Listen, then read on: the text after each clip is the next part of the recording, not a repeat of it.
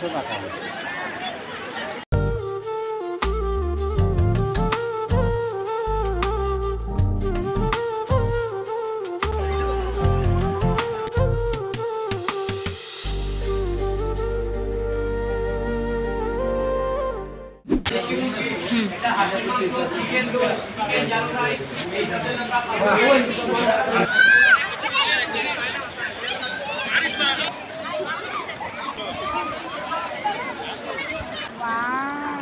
অনেকগুলো পাথর আছে। আমার জুতা কিনা সব কিছু অনেক ইয়ে আছে।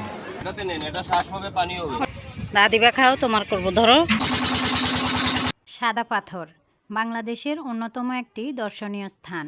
আজ আমি আপনাদেরকে নিয়ে যাব সিলেট জেলার ভোলাগঞ্জ সাদা পাথর। সিলেট এই জেলাকে বাংলাদেশের লন্ডন বলা হলেও প্রকৃতিপ্রেমীদের কাছে বাংলার সুইজারল্যান্ড কিংবা কাশ্মীর। আমাদের এই সিলেট ট্যুরে কতটুকু খরচ পড়লো, কিভাবে যাবেন, খুঁটিনাটি বিস্তারিত থাকবে আজকের এই ভিডিওতে। তাই ভিডিওটি দেখতে থাকুন, সাথেই থাকুন। যদি ভিডিওটি ভালো লাগে চ্যানেলটি অবশ্যই সাবস্ক্রাইব করবেন, লাইক করবেন, কমেন্ট করবেন, শেয়ার করবেন আর সম্পূর্ণ ভিডিওটি দেখবেন। ওদের আগ্রহে অপেক্ষা করতে করতে অবশেষে দেখা মিলল মেঘালয়ে ঘেরা মেঘের পাহাড়। যদিও আমি প্রথমবার দেখছি পাহাড়, আমার কাছে তো খুবই ভালো লাগলো। আমি খুশিতে আত্মহারা। আর যত সামনের দিকে যাচ্ছি মনে হচ্ছে পাহাড় আমার দিকেই এগিয়ে আসছে। তো ভিউয়ার্স, পাহাড়ের অপরূপ সৌন্দর্য দেখতে দেখতে আমরা পৌঁছে গেলাম অবশেষে আমাদের গন্তব্যে। আমরা এখানে নৌকার ঘাটে এসে পৌঁছে গেলাম। এখানে এসে প্রথমে আমরা রেস্টুরেন্টে দুপুরের খাবারটা খেয়ে নিব, তারপর আমরা সাদা পাথরের উদ্দেশ্যে রওনা দিব। তো আমরা এখানে এসে আগে সবাই ফ্রেশ হয়ে নিব, মুখ হাত ধুয়ে তারপরে খাওয়া দাওয়া সেরে নিব। আর এখানেও কিন্তু বিভিন্ন জিনিসপত্র রয়েছে, আচার, সব ধরনের জিনিসপত্র, কসমেটিক, চাইলে কিন্তু এখান থেকে কিছু কেনাকাটাও করতে পারেন।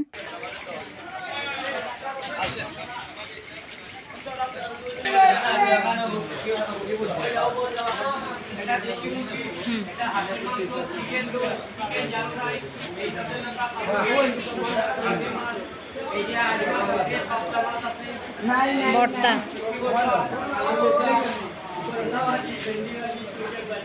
তো ভিউয়ার্স, আমরা খাবারের অর্ডার দিয়ে দিয়েছি। এ ফাঁকে আমরা খেয়েও নিব, সেটা ভিডিও কোনোভাবে স্কিপ হয়ে গিয়েছে, করেছিলাম আর কি। যাই হোক, যেহেতু আরও 2-1 মাস আগের ভিডিও, সেজন্য কিছু ভিডিও স্কিপ হয়ে যাচ্ছে। তো এই তো আমরা নৌকার ঘাটে চলে এসেছি। এটা একটু নিচের দিকে, আমরা এতক্ষণ উপরের দিকেই ছিলাম।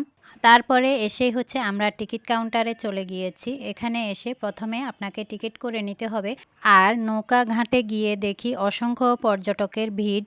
এই সময়টাতে আসলে আপনারা এরকমই ভিড় পাবেন। তো আপনি চাইলে নিজে একটা নৌকা ভাড়া করতে পারেন, সেক্ষেত্রে টাকা আপনাকে পুরোপুরি দিতে হবে। আর যদি শেয়ারে নেন সেক্ষেত্রে টাকাও শেয়ারে দিতে হবে। তো আমরা নিজেরাই একটা নৌকা ভাড়া করে নিয়েছি। আর নৌকার ভাড়া ছিল 800 থেকে 1000, যেহেতু আমরা 4 জন, সে অনুযায়ী ভাড়া নিয়েছে। আর হ্যাঁ, নৌকা ঘাটের যে টিকিট করেছি টিকিট কাউন্টার থেকে, ওইখানের উনি আমাদের পরিচিত ছিল, তাই আমরা কিছুটা কমও দিতে পেরেছি। তো এই তো আমরা আমাদের নৌকায় উঠে গিয়েছি। আর এটা ইঞ্জিন সহকারে নৌকা, মানে শব্দ হয় আর খুব দ্রুত আমাদেরকে সাদা পাথরের উদ্দেশ্যে পৌঁছে দিবে।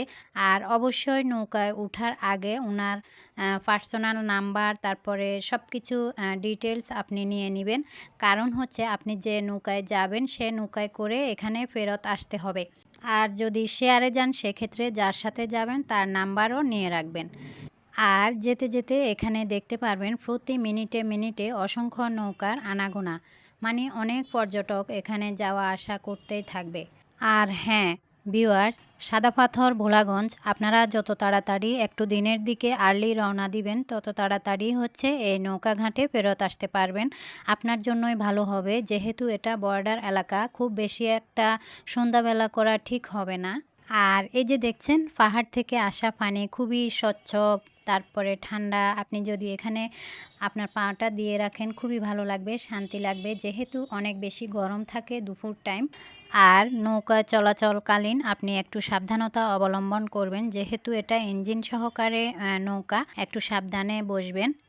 আর ভিউয়ার্স, নৌকা চলাকালীন সময় এই জায়গাটা এত বেশি সুন্দর একটা ভিউ, এটা বলার মতো না। মানে অসম একটা জায়গা। এটা ক্যামেরাতে যদিও 1%ও বোঝা যাচ্ছে না, শুধুমাত্র এখানে আসলেই এই সুন্দরটা বুঝতে পারবেন। এটা আসলে বলে এক্সপ্লেন করে বোঝানোর মতো না।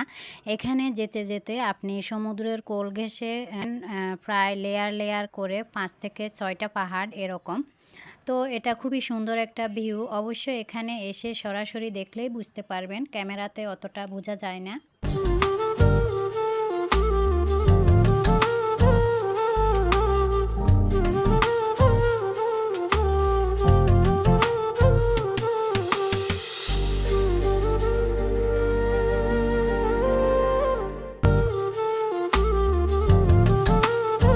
আর প্রতিটি নৌকায় সর্বোচ্চ 8 জন বসতে পারবেন, আর সর্বনিম্ন 4 জন 2 জন এরকম বসতে পারবেন।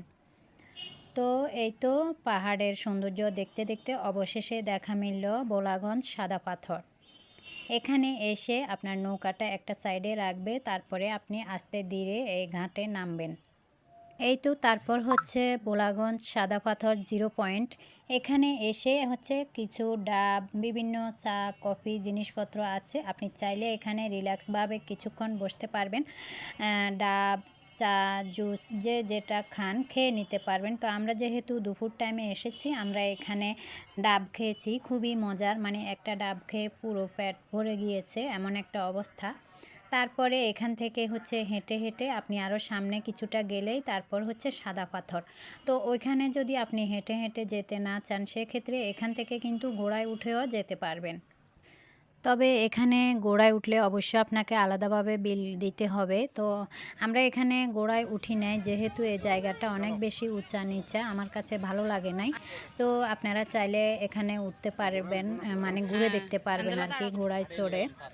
আর ভিউয়ার্স, এখানে যাওয়ার পথে রাস্তার 2 সাইডে হচ্ছে অনেক ধরনের দোকান, তারপরে অনেক ধরনের জিনিসপত্র রাখা আছে, কসমেটিক, তারপরে হেয়ার ব্যান্ড, বাচ্চাদের টুপি, ড্রেস, তারপরে স্লিপার স্যান্ডেল, খাবার দাবারের জিনিসপত্র, আচার, চকলেট, তারপরে হচ্ছে বিভিন্ন মানে যে কোনো চা পাতা, তারপরে ইন্ডিয়ান কিছু কসমেটিক্স আছে। মোট কথা এখানে হচ্ছে আপনি বেছে বেছে দেখে শুনে কিনতে পারলে অনেকগুলো ভালো ভালো জিনিস কিনতে পারবেন। আমরা হচ্ছে আগে ঘুরে ফিরে দেখব, তারপরে যদি কিছু প্রয়োজন পড়ে সেক্ষেত্রে কিছু কিনবো আর কি।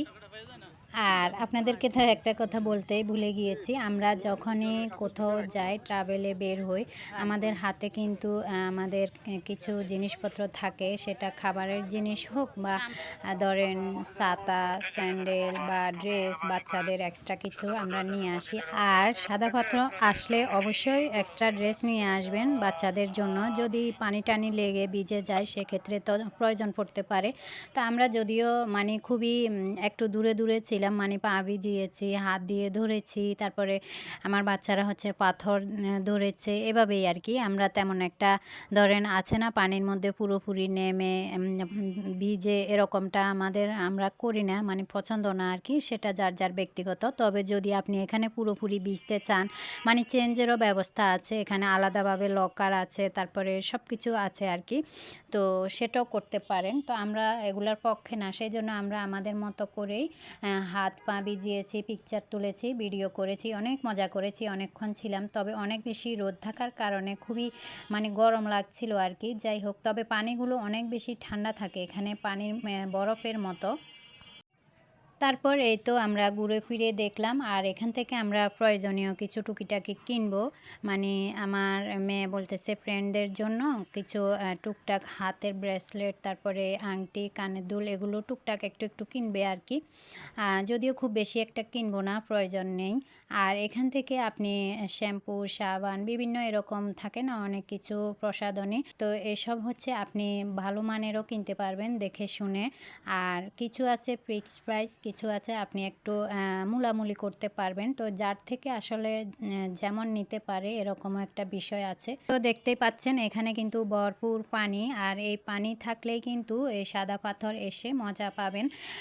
তার জন্য কিন্তু বর্ষাকালে আসতে হবে, এই সিজনে এরকম পানি থাকে, আর অন্যান্য সিজনে কিন্তু এটা শুকনো থাকে, সেক্ষেত্রে কিন্তু এরকমটা মজা পাবেন না।